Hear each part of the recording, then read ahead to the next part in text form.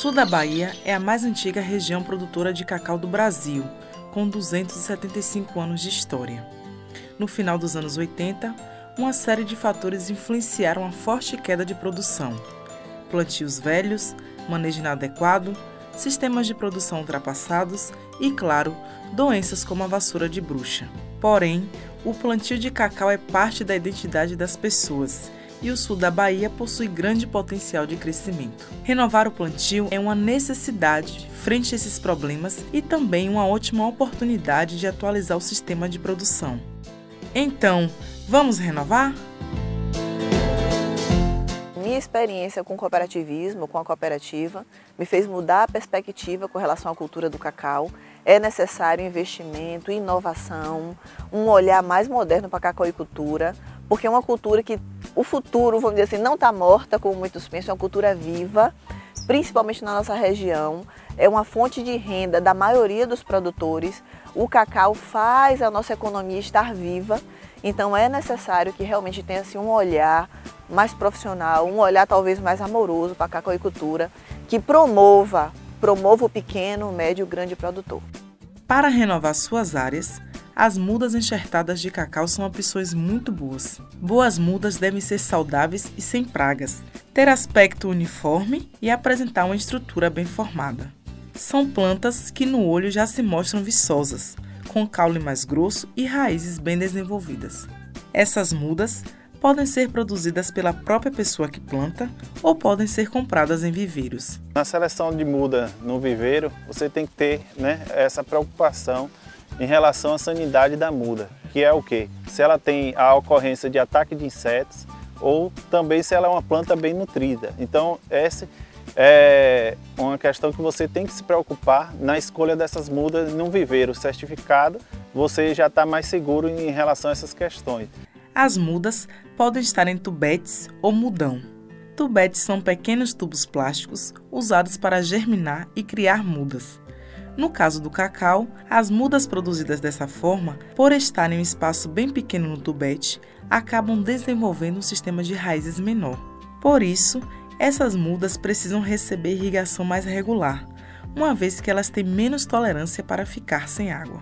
Já o mudão, que tem uma área maior para desenvolver as raízes, é mais tolerante ao estresse hídrico e começa a produzir mais cedo. Por ser uma muda um pouco mais forte, também é mais fácil utilizar herbicidas, se necessário. Para fazer enxertia, você tem vários modelos de fazer enxertia. Lateral, de toco e de encosto. Nós vamos fazer aqui a enxertia agora de toco. Se você coloca uma haste madura, a planta há a possibilidade de ela começar a produzir um pouco mais cedo. Isso aqui eu vou fazer pelo menos de 30 centímetros, que é o tamanho mais recomendado. Essas folhas aqui eu deixo para fazer, para proteger a planta, fazer fotossíntese, para que possa desenvolver o enxerto que vai ser colocado aqui, o material que vai ser colocado aqui em cima. Na hora sempre de cortar, observar a questão da gema, deixar de 2 a 3 gemas, se possível até 4 gemas.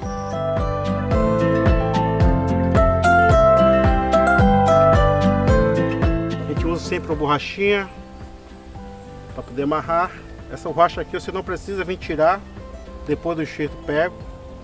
A gente usa o saquinho para fazer a câmara fria para poder o enxerto de fato ele vir a brotar. Se você for fazer as mudas, lembre-se que as sementes para o plantio de porta-enxertos devem ser originadas preferencialmente das cultivares locais conhecidas, como cacau comum, Pará, Parazinho, Catongo e Maranhão.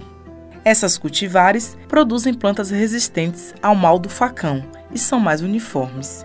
Para as sementes, selecione os seus melhores frutos, sem vassoura de bruxa ou outras doenças. Quebre e retire as sementes, deixando somente aquelas capazes de germinar para o plantio.